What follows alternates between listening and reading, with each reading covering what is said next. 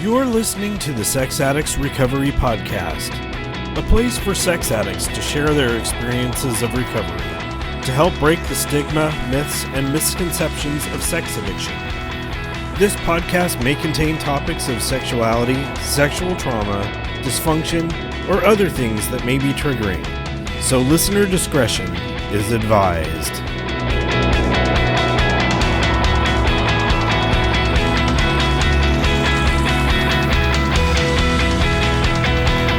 Hello, and welcome to the Sex Addicts Recovery Podcast.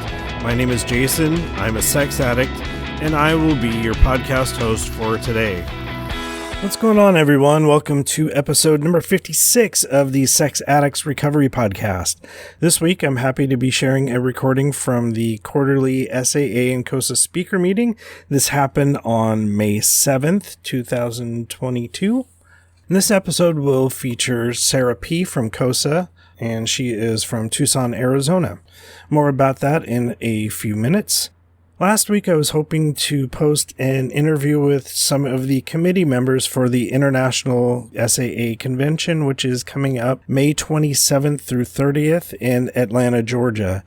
I wanted to get some information out on this episode as soon as possible, so I'm keeping the intro and outro as short as possible. So the ISO has just announced that they'll have a limited virtual presence at the 2022 SAA International Convention. And this will be only in one of the rooms, which is the East-West Pacey's room and the speaker events. So if you can't make it to Georgia in person, you are welcome to register for the convention getting the Zoom links.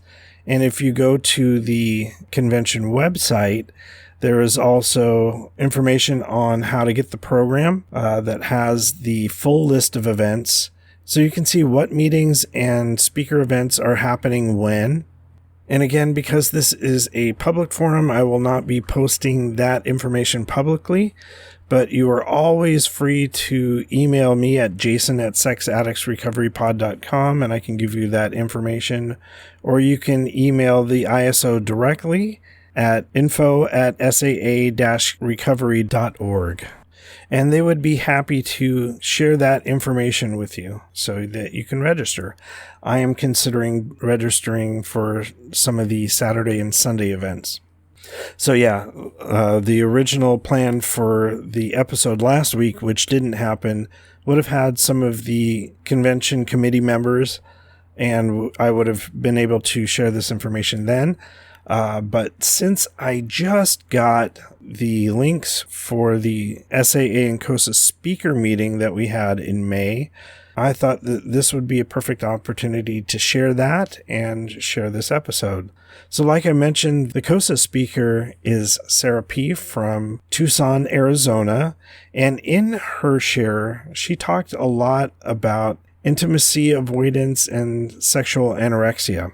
For the reading for the week, I found something in Voices of Recovery, and this is from April 27th's reading, which is on page 118. It starts off with a quote, "Sexuality is part of who we are, a part that became lost and distorted through our addiction. When we reclaim the possibility of healthier sexuality, we regain a vital aspect of our being." And that is from Sex Addicts Anonymous, page 72. "I am a sex addict and a sexual anorexic. After decades of sexual acting out, I entered a year-long period of sexual anorexia before I found SAA. During that year, I starved myself of not only healthy sexuality with my husband, but even non-sexual physical affection and connectedness in all my relationships. I felt like an asexual, emotionless robot that was dead from the neck down. As I started working the 12 steps of SAA around my sexual anorexia, my body became alive again. In the past, I had always acted out on those feelings, so I didn't know what to do with them.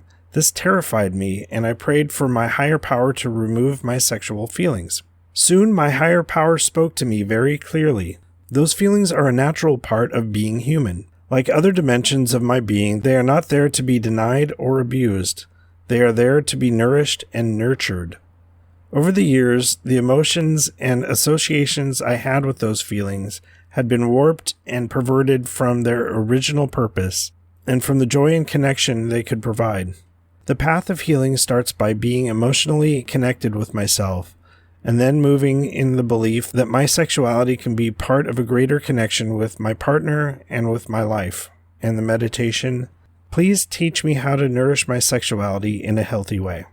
I really love this reading, talking about finding a newer path to healthier sexuality through working the 12 steps, no matter if it is in the program of Sex Addicts Anonymous or through COSA. And as I've been recording this intro, for anyone new to the podcast here that hasn't heard any of the past SAA and COSA speaker meetings, COSA is a program for people whose lives have been affected by a sex addict. And so at our Bay Area Quarterly SAA and COSA speaker meetings, it's so wonderful because not only do we have speakers from both programs, we also have the audience from both programs. So it is really important that we are sharing stories from each other's perspectives and gain new understanding. And that's one of the real reasons why I wanted to read more about intimacy avoidance and sexual anorexia before starting this recording. So anyway, in the recording, there is a wonderful intro to Sara P, and I will leave that to the presenter. And moving on from the intro here to that recording. Here it is. I hope you enjoy it.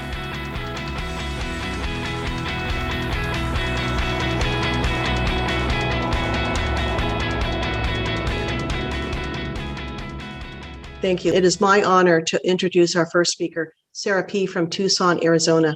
Sara has been a COSA for 10 years and attends both the Monday night Anorexia Avoidance Zoom meeting and Miracles in Progress Tucson meeting. Sara has served in several positions for the ISO of COSA and is currently on the Literature Committee, whose main project is developing a COSA basic text. She also enjoys doing the layout and design for the COSA newsletter, The Balance. Please welcome Sara. Sara will share for 30 minutes, and I'll give you a 5-minute warning as she requested earlier. Well, thank you for that introduction, Cindy, and it is great to be joining you all tonight. Greetings to everyone in the Bay Area and everywhere else. As Cindy mentioned, I'm from Tucson. However, currently I'm in New Jersey, where my fiance lives, and so I'm experiencing the East Coast time difference that so often I hear about from my Monday night meeting COSAs. So I'm pretty psyched, though. I'm pretty excited. I'm also humbled and honored to be speaking. Sharing one story takes a fair bit of courage. So may my words be useful to you, and may higher power utilize something from my share for your recovery as I open up and tell you just a bit about my journey. So what brought me to COSA in some ways really doesn't matter. COSA is for anyone whose life has been affected by compulsive sexual behavior. And each of us has our own story, but most of us share and much of the same feelings, similar struggles, and a desire to live a recovered life. I personally don't know a single soul who doesn't have at least one family member or friend who is dealing with or has dealt with compulsive sexual behavior. Others' behaviors and messages do affect us. So identifying as a COSA is quite personal for me. It was being married to someone who acted out through pornography addiction, voyeurism, and eventually in sexual fantasy that involved a minor in our care. And so when I discovered that was sort of my bottoming out, and I sought professional help to deal with that. And it's that person that recommended COSA. So much like the story of many of my fellow COSAs, I started my recovery journey very angry, also confused and doubtful, fearful, and yet a little hopeful. If I didn't have just a little bit of hope, why the heck would I even try attending a meeting? I do remember my sweaty palms, being quite speechless my first meeting. I'd never been to a 12-step, and it was very new to me. And so I left pretty abruptly, but I was quite curious, and I wanted to know how others were dealing with sex addiction. Even though I left the meeting abruptly, I read every bit of literature every day, the whole week, and couldn't wait to go back, because I had a lot of questions. And what I quickly learned is that recovery requires rigorous honesty. And started for me by facing the reality that the sex addiction had moved in and had become a part of our home. I call it the storm of discovery in July 2012, and what had expired with the addict in my life, which I briefly mentioned. But I needed help to reassemble my life. The life I had been building or thought I was had suddenly exploded. The life with my partner of nearly 24 years was now oddly and dramatically changed. Our lives had been undeniably exposed, and with it, my denial about sex addiction and its effects on my household. What I learned is that I had a part in what I call the mess. What the heck? A part. I need to insert here, there were weeks of work and therapy to get me to this conclusion. But of course, I had a part. It's never one-sided. Marriage or partnership, in my case, includes two people. So I had a part. I continued in COSA because I was willing to look at my part, whatever that meant. What I started to put piece together is that I had stayed in a marriage for 24 years. And honestly, for 24 years, I knew that there were sexual issues. I just wanted to blame every bit of the mess on my husband. And with sex addiction, I had what I considered a justifiable reason for blaming him entirely. But with COSA, I realized I don't. COSA has shown me that I need recovery. And why? Well, because I knew and I stayed. And I also felt the shame of it all through those 24 years. I had tolerated the lack of intimacy. I settled for the few crumbs that I was given. I played victim and martyr and a host of other unhealthy roles. I wasn't emotionally healthy, and that impacted all other areas of my life. Just to insert, though, today, and with thanks to COSA, I'm grateful and joyful and genuinely happy. I just really love the recovery life. But I'll share some of the specifics of where I started so that you may see why I'm so grateful, joyful, and hopeful. The marital issues first surfaced because my husband rarely wanted to have sex with me, even from the start. For some of you might find it relevant that my husband was 18 years my senior to my age of 24.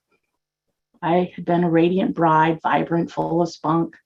I thought being married was going to be a partnership where we would work on our issues and create a home and a family. And it simply didn't even occur to me that my husband would never desire me sexually. He had pursued me with lavish attention, and we had an active sexual life earlier in our courtship. Just prior to getting married, his interest had waned, and I'd asked him about this. He told me that the pressures of marriage, the wedding, buying a house, being promoted at work were all reasons for his being so stressed out. And he assured me that it was just a phase. Well, he was wrong. The phase, as it turned out, was his interest in me as he showed it to me while we were dating. But I accepted his reasons at the time and even added some of my own. I mean, my lack of experience, my poor self-image, my immaturity, basically, I just allowed shame to take root. My denial was already clearly in place. I avoided seeing those early signs, partly out of my own experience and partly because I had assigned some magical qualities to him that he couldn't fulfill. My part appeared from the start, even though I couldn't see it, but it was there. The problem of not having sex became a central problem in our marriage. There were brief periods of time when things were kind of normal for us, but followed by longer periods of abstinence. I became pregnant before my 27th birthday, and we were unable to successfully have intercourse again. For the next 20 years, we focused on co-parenting, which brought us a lot of joy. However, our coupleship, our romantic life, suffered, and eventually we were basically roommates more roommates than husband and wife. The term married singles really resonates with me. The pain of this loss, combined with the shame of not having a sexual and intimate marriage, is what I carried with me throughout my 24 years of marriage.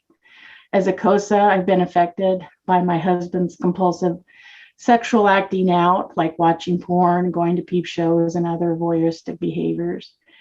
But I've also been affected by compulsive behavior of my partner when we would attempt to be sexually intimate, but the fear of sex would prevent this on his part. So I'm affected because this continual rejection and the inability for us to resolve this issue created countless wounds in me. So when I arrived at COSA, I wanted help with what had not only happened in my home recently or exposed recently between my husband and the minority age person in our care, but I needed help and support with my own denial of sex addiction that I'd been tolerating for 24 years. I found it. Thank God for COSA, and thank God for the COSAs who gave me their experience, strength, and hope. Thank God for the 12 steps and the 12 traditions. I hadn't heard the term sexual anorexia, nor did I understand that it was a part of sex addiction. I also didn't know about sex and love addiction, which I later realized was part of my recovery. I didn't know about healthy sexuality or that my voice is important and that it's my responsibility to speak up and to tend to my needs. These are but a few of the many, many things that I've learned that I didn't know. But as a recovering COSA, I have learned of their importance. So let me just recap here that the picture of what it was like for me before COSA, basically I see myself as a codependent, stifled, unaware, uninformed, numb, disheartened, middle-aged woman in a sexless, disconnected, and mostly despaired marriage. But to be fair, I was also working heartily on myself and my needs at the time. And so that picture that I described isn't the whole picture. Just before COSA, the year or two before COSA, I had started to seek healing in my life following our son's graduation from high school. And I was kind of on the road of redemption with my physical, mental, and emotional health.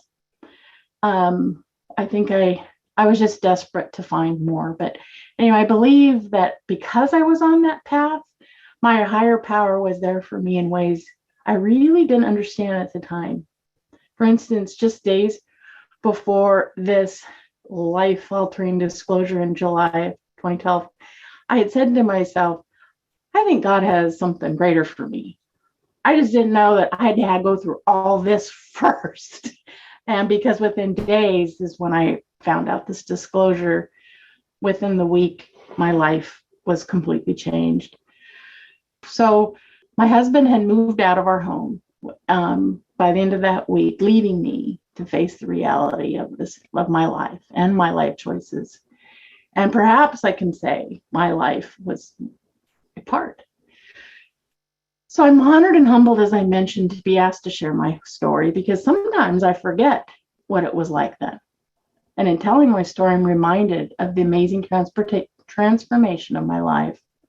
I'm reminded of the road I've traveled and the beautiful, wonderful people I've met. I'm given the grace and privilege to be a witness of the phrase, keep coming back. It works if you work it and you're worth it. I'm reminded that we never graduate from recovery and that my COSA journey continues far longer than my original relationship to the sex addict or sex addiction or why I started attending COSA meetings. I'm reminded why I continue to work on a COSA program and I remain in COSA to give my experience, strength, and hope to other COSAs looking for support and hope. When I started attending COSA meetings, I wanted hope. I wanted to see what working a program can look like. And I questioned where the pain and hopelessness I felt would ever lead. And thankfully, I did see hope and I saw recovery, and that's what I wanted. So my program started with getting some tools. I was far too much in a flurry to immediately be immersed in 12 steps, but thank God for the COSA program and our emphasis on tools. And my meeting at the time was a big promoter of that. So I started writing and journaling and reading literature and making lots of calls and building relationships and building that toolbox. It's really important. I joined a step study group and I started learning about powerlessness and unmanageability. I had no problem accepting that I was powerless over compulsive sexual behavior. I mean, I tried absolutely everything I knew to deal with the sexual dysfunction in my marriage. I just didn't know to call it addiction. I absolutely, without a doubt, knew I was powerless over compulsive sexual behavior. But this unmanageability, that felt like letting go of control. And the one thing I had was control, or at least what I thought was control. So this step one lesson is what I continue to deal with over and over, especially during my first 2 years of recovery. Learning what is mine and what is not mine to handle has been a significant piece. Like accepting what others think, not mine. What others want, not mine. Wanting to control outcomes, not mine to determine. Doing for others what they can do for themselves, aka caretaking, not mine. Learning to stay in my lane, to tend to what is mine, to own my behaviors, thoughts, and feelings while not taking on others' behaviors, thoughts, and feelings. Well, this has been life-changing. The lesson, of course, continues, as does recovery, but I'm so much happier in truly grasping this concept and principle. And so I regularly ask myself, is this mine to handle? Am I staying in my recovery lane and tending to my issues? Have I crossed over to another's lanes, even in my desire to be helpful or loving? Have I strayed from my healthy boundaries? Another nice thing I've learned in recovery for those times I have fallen short of my recovery plan is that I can have compassion for myself. I mean, I have grace, and I have learned to deal quickly with my wrongs without shame. And that's just a very big yay. So alongside the tools, I started working the steps, and I've had the help of sponsors and co-sponsors and telecoses and working the steps. But I had this wonderful gift of a mentor while working the steps. Partly the first time it was kind of overlapped, but most importantly, she mentored me while we were leading a step study. One of my favorite stories happened during our weekly talk, which usually took place by phone the day after the weekly study. I'd been lamenting and sharing to her my doubts and abilities in my taking on the role of co-facilitator. And I'd feared that I just made a mess out of things for those in Tucson, where I live. She lives in Phoenix, where she and another COSA were simultaneously leading a group through the steps. So we would meet weekly by phone, both groups, for a half an hour. And one of us that was facilitating would share on the step. And then we would break into our individual groups. And so there was the Tucson group and the Phoenix group. So I had been confessing how horribly I felt because there had been lots of people dropping off, and I just felt like I was doing a horrible job. And what she said to me was, well, Sarah, it sounds like you have a bit of I think I know best disease. Am I familiar with it? I thought, well, sounds kind of obvious, but why do I have it? So she said, well, is this what's going on for you? So she proceeded to say, let's see, did you imagine that you would have 15 or so people sign up, which is how many signed up, and they would all finish the step study and they would all become sponsors, and then they'd all become great COSA examples, and she just kind of was going on. And then ultimately God and I and everyone will be proud of you or pleased with you. And that would mean that it's all okay. Something like that. I thought, oh, yeah. And so she says, it sounds like you, that's kind of the image of this I know best disease. And I thought, yeah, I was starting to feel kind of, yeah. But I still didn't get why it was a big deal, because I'm like, well, okay, so it wasn't quite like that, but I still feel horrible as a facilitator. And it certainly, as I learned, was a good exposure to my codependency and my people-pleasing disease. But anyway, without missing a beat, she asked me to name 3 positives that had happened as a result of my taking on this role of co-facilitator. I was so entrenched in my shame that I couldn't think of one. So she started and she says, well, what about the one person? Because there was only one. Of the 15 that joined, one was left. She says, well, what about that one? What about your own growth? What about all the people in Phoenix that you're impacting? What about our relationship? She started going on and I started to get the point. And then she said something really important to me. You just don't know what higher power has planned or it is to come from this. You don't know what's best. We simply just endeavor to do our best. We leave the outcomes to higher power.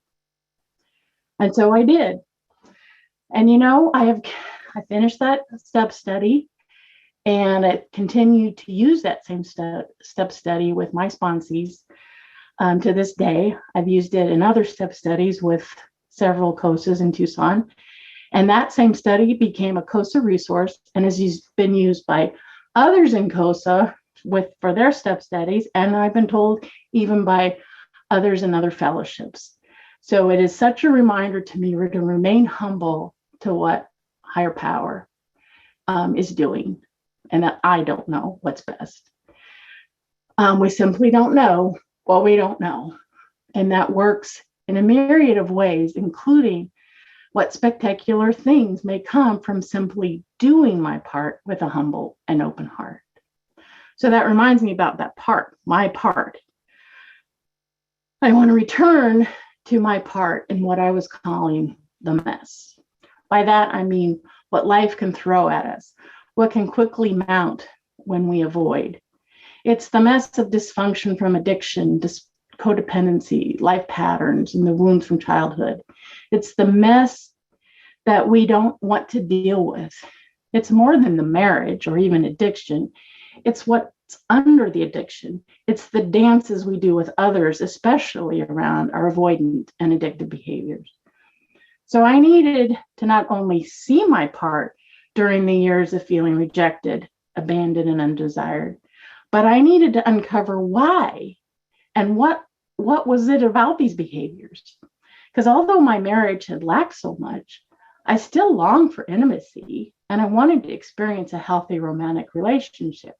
So for this to happen, I saw in others that their relationships had healed, or they were able to find newer ones and have healthy ones there.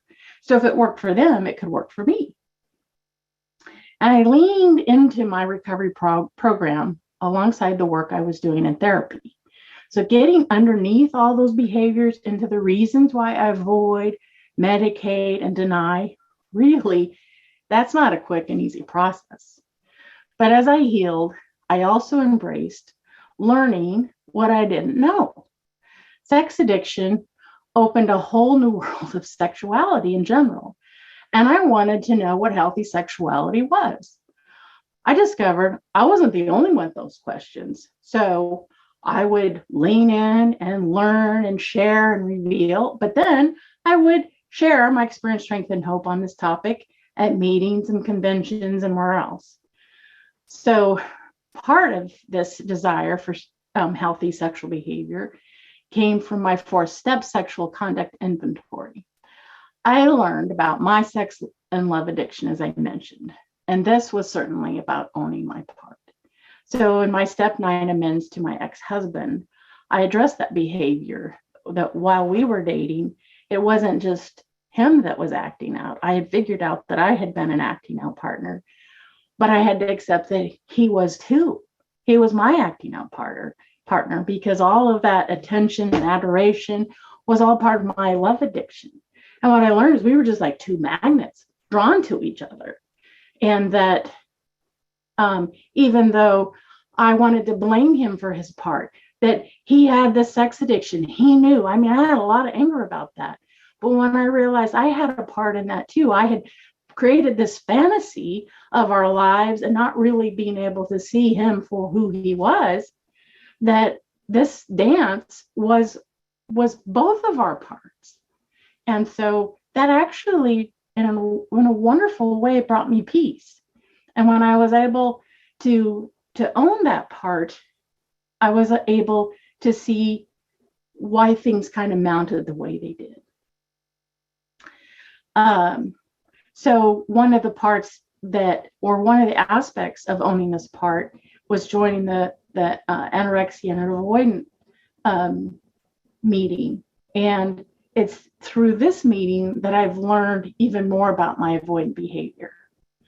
A painful example of this is how I responded to my husband's original disclosure back in 1995. So just 7 years after we were married. And he shared that he had a porn addiction and then he had other acting out behaviors. And I was angry and I was hurt. And I mean, it was horrible because I just couldn't imagine. I mean, he wasn't even 30 yet. And that not only did we not have a sex life, but he had a sex life separate from me. And he preferred these things, or that's what I thought. He was certainly choosing them. And I was angry and mad. But my response, I wanted to work on the marriage, but I didn't want anything to do with the sex addiction. I was very avoidant on all of that and how that hurt me. And I mean, I was not a snooper. That was not my issue as a COSA at all. I mean, I just kind of miraculously wanted to be healed. Like, talk about fantasy. So I was an avoidant, and to deal with my avoidance. So if I'm not dealing with my feelings, then I had to turn my attention elsewhere. So in classic avoidant behavior, I just got busy, as many of us do, with work and projects and programs and volunteering and parenting and pretty much anything.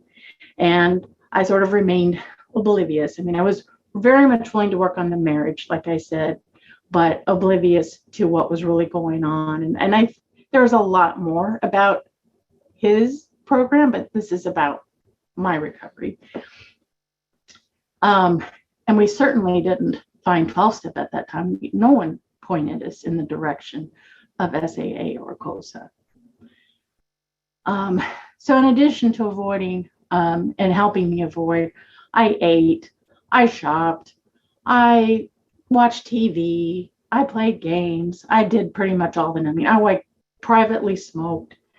I was that parent that when school programs, they loved to see me coming because I couldn't say no to anything. But my part was not owning what was happening to me, and not dealing with the behaviors of my husband and how they were affecting me.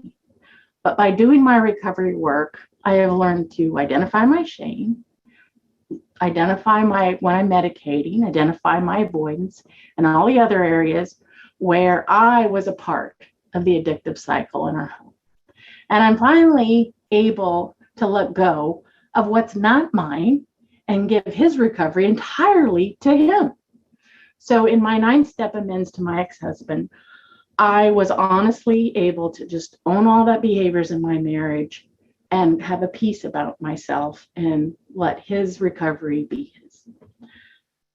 I wanted help, though, in addressing the deep, deep pain that did surface from finally, now that I'm not avoiding and I'm learning to deal with what's really there, a lot came up, a lot of deficit from the years of lacking intimacy. And be it, emotional, spiritual, mental, as well as the sexual, I just needed healing from all of it. So that's been a very big part of my COSA story. And I just wanted to extend to those who are dealing with the pain of sexual avoidance or anorexia or any part of what you want to call it. We've learned to call it sort of sexual intimacy, anorexia avoidance. We use all of those terms sort of interchangeably. But I just want to acknowledge how painful this is, both for the person who might be dealing with it in themselves or affected by a partner. For years, I felt alone, and I was filled with shame and despair and anger and frustration and confusion and all of those things. And I just so wanted to be validated, mostly by the one who shared in the sexless marriage. And the one who feared, I have so much compassion for him, feared having sex. He just couldn't do that for me. I somehow wanted my addicted husband to somehow get it and to feel the hurt that I was feeling. But by continuing that thinking, I stayed powerless, and I gave him the power over my despair. And so what I've learned is that I can validate myself. It is my thoughts that matter the most.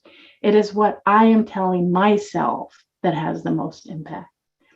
And so for most of my life, which this struggle actually continues, I have repeated negative self-talk. Things like, I'm so unlovable. No one will want to be with me. And it's inside, I'm too much. No one wants to be with me because I'm a whole lot to deal with, or I'm a nuisance, or my problems, or on and on and on and on. And so anytime where there would be behavior that sort of that would confirm that, it substantiated that belief, and it just got reinforced again and again and again. And in the years of being in that lack of intimacy marriage and feeling that, that's just compounded. But hearing all those negative thoughts actually, or getting exposed to them, helped to see my own hypocrisy. I mean, I wouldn't talk to anyone else that way. So I've stopped talking to myself that way. And instead, to help with that, I've placed affirming statements throughout my house and workspace, because that negative talk has been so loud and so insistent. But another thing I do for myself is that when I hear the self-defeating talk, I gently remind myself, I don't do that anymore. Sara, you're not perfect. Just keep aiming for the healthier life. And I'm gentle and I'm loving. So I'm so grateful about the lessons I've learned. I experienced closeness and intimacy with others, including a partner, fiance, who loves and accepts me just as I am. In fact, he calls me the Sara package. And by learning that intimacy begins with me, I have become familiar with myself, and I have learned to love me for all my traits, and even all that I thought was unlovable. I have become used to self-discovery in all areas of my life, and to be gentle and sweet and kind to myself. I tend to my needs, and I make requests of others when I have a need that I can't meet, and I know it's a request, not a demand. The relationship that needed healing was the one with myself. My higher self and my higher power work in tandem. And I hear their voice, and I'm regularly giving direction and inspiration, or a gentle and loving course correction if I need that. So perhaps learning that my part is really the only part that I have any part in managing, and is the best part of all. My part is what I have come to understand is what my recovery is all about. Thank you. Thank you, Sara, for your wonderful share. People may unmute to briefly thank our speaker, and then there will be time after our second speaker for group sharing. So please feel free to unmute and thank Sara. Thank you. It's wonderful. Thanks, Sara. Thanks so much, Sara. That was awesome. Thank you. Thank you. Sara. Sara. It was wonderful. Thank you, Sara. Thanks, Sara. Thank you, Sara. Many thanks to Sara P for sharing her story. Yeah, during the end of this meeting, we each got a chance to share, and I shared how much I really appreciated hearing her story. Myself being both a sex addict and an intimacy avoidant, it was really important for me to hear her perspective. One of the things that I neglected to say during my share I mentioned that I'm the host and producer of the Sex Addicts Recovery podcast, but I did not mention that it is a function of the Bay Area SAA intergroup. And so a lot of people that were brand new to that meeting felt that I was kind of an outsider, wanting to use the recordings for my own personal podcast. And I do apologize for anyone that was confused about that. In the future, I will really try to make the message clearer when I'm speaking about the podcast that I do this for BAI SAA Incorporated, which is the Bay Area Intergroup of SAA. When I share information about the podcast at meetings, I really try to make that clear. And I guess I just really got wrapped up in the moment and forgot to mention that it is a function of the Bay Area Intergroup. So next week, I will be sharing the recording from John R. from SAA, and he is currently in Southern California, but used to be part of the Bay Area Fellowship. And I've gone to some of his workshops at the Bay Area Retreat. And in order for me to get this podcast episode out as early as possible, I'll be reading feedback probably on that episode. I am also really excited to say that I have quite a few interviews lined up for the next couple of weeks. Next week will be really busy. I'm recording 2 interviews that week. So we will have a bunch of episodes lined up for the next month, and I'm looking forward to sharing those. And with that, I think I'm going to close out this episode and get it posted. And be sure to stick around for the next episode where we share the second half of the SAA/COSA Quarterly Speaker meeting. And I thank you so much for tuning into this. And as always, keep coming back. The views and opinions contained in the Sex Addicts Recovery podcast are those of the participants and do not necessarily reflect those of the Bay Area Intergroup or the ISO of SAA.